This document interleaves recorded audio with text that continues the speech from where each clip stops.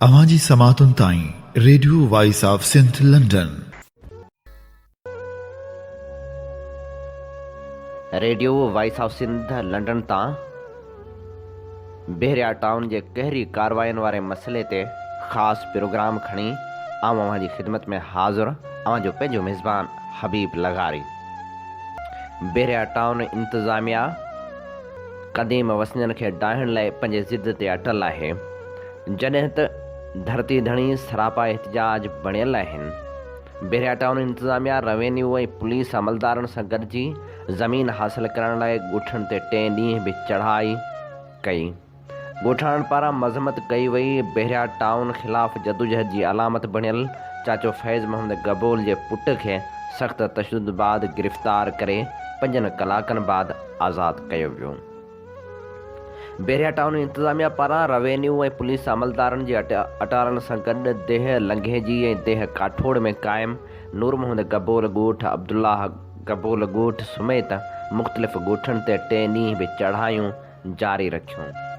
बेहरिया town ऐं police जे अटारनि पहुचण ते देह लंघेजी में ज़िले काउंसिल कराची जा अॻूणे मेंबर ऐं समाजी अॻवान दाद करीम बलोच जी ज़मीन ते पहुचण ते ॻोठाणा निकिरी आया, जिन जूं बेहरिया अमलदारनि ऐं पुलिस सां चकरियूं थियूं। ॻोठाण जी सख़्त एहतजाज खे ॾिसंदे इंतज़ामिया इहो चई वापसि वरण ते मजबूर थी त ज़मीन हासिल करण लाइ ॿीहर भरपूर ऑपरेशन कयो वेंदो। उन मौक़े ते मक़ामी ज़मीनदार अॻूणो मेंबर ज़िले काउंसिल कराची दाद करीम राब्तो करण ते ॿुधायो त अॼु बेहरिया टाउन जे अटालनि काठोड़ वेझो मुंहिंजी सर्वे ज़मीन ऐं ॻोठ ते कब्ज़े लाइ चढ़ाई कई, जंहिं दौरान ॻोठाणनि पारां सख़्त मज़ाहिमत कई वई। हुन चयो त असांजी ज़मीन सर्वे ज़मीन आहे। सुप्रीम कोर्ट पारां वाज़े फ़ैसिलो आयल आहे, जंहिंमें ॼाणायो आहे त बेहरिया टाउन जी 16,000 एकड़ ज़मीन जंहिं ते 4 दीवारी ॾिनल आहे, उनखां सवाइ कंहिं बि ॻोठ या ज़मीन ते वालार न कई वेंदी। उन फ़ैसिले बावजूदि बेहरिया टाउन अदालती हुकुमनि जी भञकड़ी कंदे ॻोठनि ऐं इलाइक़नि जे मक़ामी ज़मीनदारनि जे सर्वे ज़मीननि ते कब्ज़े जी कोशिश करे रहिया आहिनि। जॾहिं त ॻोठाणनि खे धमकियूं ॾेई बंदूक जे ज़ोर ते भुॻड़नि मुठ ते खैन ज़मीन खसण जूं साज़िशूं करे रहिया आहिनि। हुन चयो त असीं कंहिं बि सूरत में पंहिंजा अबाणा कख ऐं ज़मीनूं न ॾींदासीं। चाचे फैज़ मोहम्मद गबोल जे नूर मोहम्मद ॻोठ ते अटालनि पारां चढ़ाई कई वई, जंहिं दौरान मज़ाहिमत ते पुलिस अटालनि फैज़ मोहम्मद गबोल जे पुट मुराद गबोल ऐं ॻोठाणे फज़ल गबोल खे सख़्त तशद्दुद बाद गिरफ़्तार करे अणॼातल हंधि मुंतक़िल कयो, जिते 5 कलाकनि ताईं मथां तशद्दुद कयो वियो। बाद में खेनि छॾियो वियो।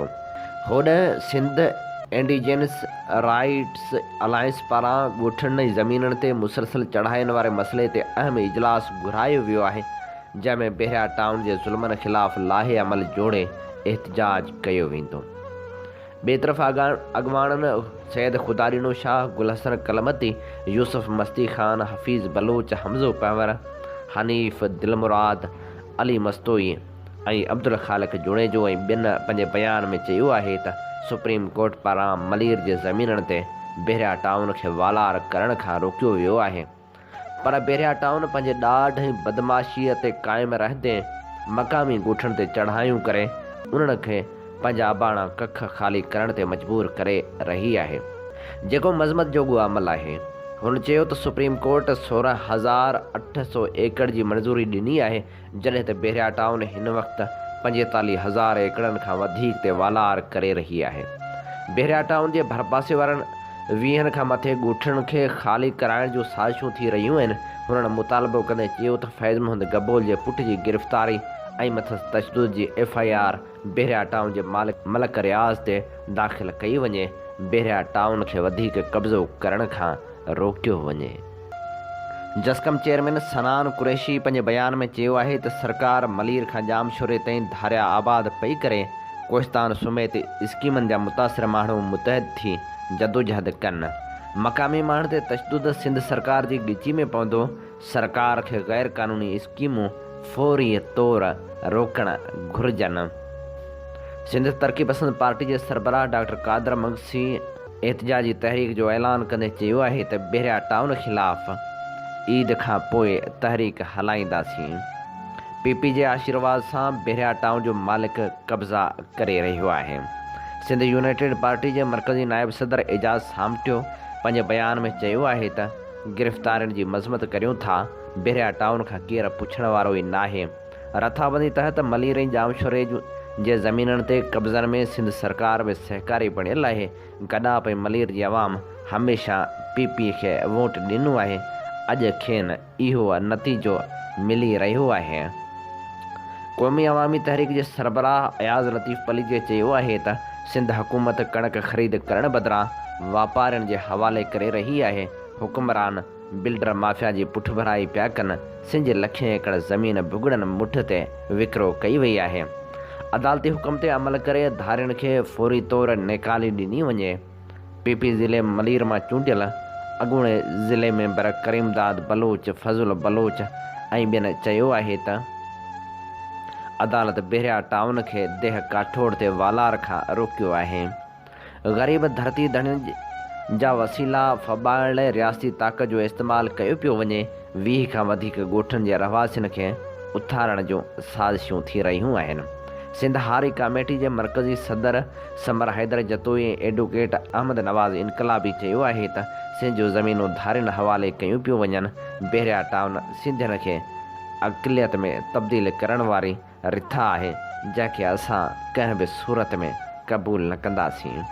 अवामी तहरीक जे मरकज़ी सदर डॉक्टर रसूल बख्श ख़ासखेली, मरकज़ी जनरल सेक्रेटरी नूर अहमद कातियार ऐं ॿियनि चयो आहे त बेरिया टाउन खे कब्ज़नि जी खुलियल छूट ॾिनी वई आहे। फैज़ मोहम्मद गबोल जे पुट जी गिरफ़्तारी सिंध सरकार जो शर्मनाक अमल आहे। बेरिया टाउन रियासत अंदरि रियासत ठाहे छॾी आहे। सिंधियुनि खे बेदख़ल कयो पियो वञे। जमायत इस्लामी सिंध जे जनरल सेक्रेटरी काशिफ़ सईद शेख चयो आहे त बेरिया टाउन इसराइल पॉलिसी ते अमल करे रहियो आहे। क़दीम रहवासियुनि खे बेदख़ल करे इबादतगाहनि ऐं क़ब्रिस्ताननि समेत हर ज़मीन ते कब्ज़ो कयो पियो वञे। सिंध हुकूमत नोटिस वठे जमायत इस्लामी मज़लूमनि जो केस विढ़ंदी। सिंध जे क़ौमपरस्तनि ऐं खाॿी धुर जे अॻवाननि बेरिया टाउन इंतिज़ामिया तरफ़ां गडाब जे ॻोठनि ते चढ़ाई जी मज़म्मत कंदे चयो आहे त बेरिया टाउन धरती धड़ियुनि खे पंहिंजे ई वतन में बेवतन करण जो मनसूबो आहे। जेसिताईं मक़ामी माण्हू सियासी हिमायत सां डिघी मज़ाहिमत न कंदा, तेसिताईं नतीजा हासिल करे न सघिबा। सिंध तरक़ी पसंद पार्टी जे मरकज़ी अॻवान हैदर शाहानी चयो त सिंध जा क़ौमपरस्त धरतीअ धड़ियुनि ख़िलाफ़ थींदड़ अहिड़ियुनि साज़िशुनि खे अॻे ई रद्द करे चुका आहिनि। असां सम्झूं था त हीअ धरती जे वारसनि खे अक़लियत में तब्दील करण जी साज़िश आहे। हुन चयो त सिंध तरक़ी पसंद पार्टी बेरिया टाउन जहिड़नि मनसूबनि खे अवाम दुश्मन सम्झे थी। सिंध जूं ज़मीनूं भुॻड़नि मुठ ते ख़रीद करे हिते धारिया आबाद कया वेंदा। असां माण्हुनि जे माॻनि माल जे वथाणनि डंडनि ऐं ढोरनि खे बिल्डोज़ करणु कंहिं बि सूरत में क़बूल न कंदासीं। अवामी तहरीक जे सदर रसूल बख्श ख़ासखेली चयो त मलक रियाज़ ऐं ज़रदारी हुकूमत गॾिजी सिंध जे लखें एकड़ ज़मीन ते कब्ज़ो करे नओं शहर अॾणु चाहिनि पिया, जिते धारियुनि खे आबाद कयो वेंदो। हुन चयो त धरती धड़ियुनि खे पंहिंजे ई वतन में बेवतन कयो पियो वञे। अवामी तहरीक जो वफ़द वाक़े वारी जाइ ते वञी ॻोठाणनि सां मिलियो आहे। जल्द एक्शन कमेटी जी गॾिजाणी कोठाए हुकूमत जे उन अमल ख़िलाफ़ हिकु तहरीक हलाई वेंदी।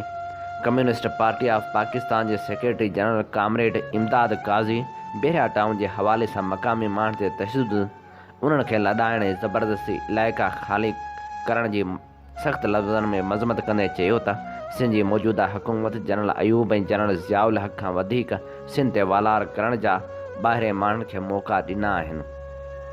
हुन चयो त हिन वक़्तु सिंध जे घण घुरनि ऐं मिड़नी पार्टियुनि खे गॾिजी उन लाइ गॾियल मौक़िफ़ बल्कि वेढ़ वेहण जी ज़रूरत आहे। उन ॾिस में कम्युनिस्ट पार्टी उन्हनि सां गॾु आहे। सिंध यूनाइटेड पार्टी जे अॻवान अमीर आज़ाद पहवर चयो त ज़रदारी ऐं PP सिंध खे वतन या धरती सम्झण बदिरां रियल इस्टेट प्रॉपर्टी सम्झे थो। बेरिया ख़िलाफ़ गॾियल जदोजहद जी ज़रूरत आहे, जंहिंमें मक़ामी माण्हुनि जी मज़ाहिमत जंहिंजी शुरूआति थी चुकी आहे ऐं सियासी धुरियूं उनजी सपोर्ट कनि।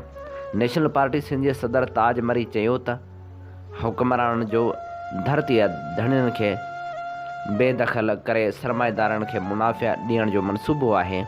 हुन चयो त न सिर्फ़ु बेरिया टाउन पर सिंध जे ॿेटनि ते कब्ज़ो ऐं सिंध जी सामूंडी पटी ते कब्ज़े करण लाइ क़ाइमु कयल नेशनल कोस्टल डेवलपमेंट अथॉरिटी जो क़याम धरतीअ धड़ियुनि खे अक़लियत में तब्दील करण जी साज़िश आहे।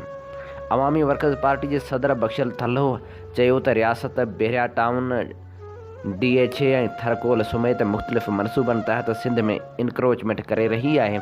असां सम्झूं था त उहे मनसूबा सिंध में धरतीअ धणियुनि खे अक़लियत में तब्दील करण जी हिकु साज़िश आहे, जंहिं ख़िलाफ़ इंडिजेनस अलायंस जे प्लेटफार्म तां असां पहिरें ॾींहं खां मज़ाहमत करे रहिया आहियूं। हुन चयो त कब्ज़ा माफ़िया आम माण्हू न पर DHA बेरिया टाउन या थरकोल जी सूरत में रियासती इदारा आहिनि, जिन खे लाहौर हाई कोर्ट पंहिंजे फ़ैसिले में वाइखो कयो आहे। सिंध यूथ एक्शन कमेटी जी अॻुवाण सिंधु नवाज़ गांघरो चयो आहे त सिंध धरती जा वारिस सिर्फ़ु सिंधी आहिनि। धरती धड़ियुनि ख़िलाफ़ थींदड़ हर साज़िश खे नाकाम बणायो वेंदो। असां अव्हांखे ॿुधाए रहिया हुआसीं बेरिया टाउन जे कहिड़ी कारवायुनि जा तफ़सील ऐं सिंध जे साञा हवंदनि जा बयान। इन ते ई पंहिंजे मेज़बान हबीब लेगारी खे ॾींदा इजाज़त। वधीक ख़बरनि ऐं प्रोग्रामनि लाइ ॿुधंदा रहो radio voice of Sindh London.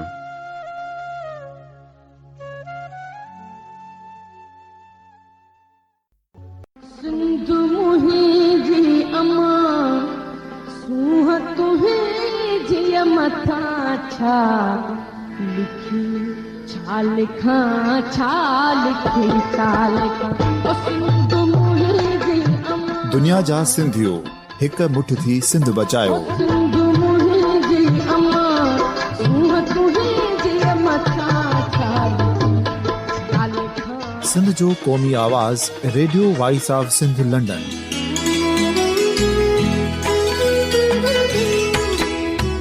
Radio voice of Sindh London पंहिंजी नशरियात में सिंध जी सियासत, समाज, इक़्तिसादियात, तारीख़, क़ौमी उमंगुनि ऐं अख़लाक़ियात मुतलिक़ सिंध जी हक़ीक़ी तर्जुमानी कंदे प्रोग्रामनि खे असराइतो बणाइण लाइ सिंध जे घण घुरनि ऐं धरतीअ सां प्यार कंदड़ अदीबनि, दानिश्वरनि, सहाफ़ियुनि, उस्तादनि, वकीलनि ऐं हर तबिके जे मानवारनि सजणनि खे सिंध में शऊरी इनक़लाब लाइ सहकार जो सॾु ॾियूं था। अचो त गॾिजी सूफ़ियुनि ऐं संतनि वारी सिंध जो ओज हिकु मुठ थी वरी वापसि आणण वारे सफ़र जा साथारी बणिजऊं।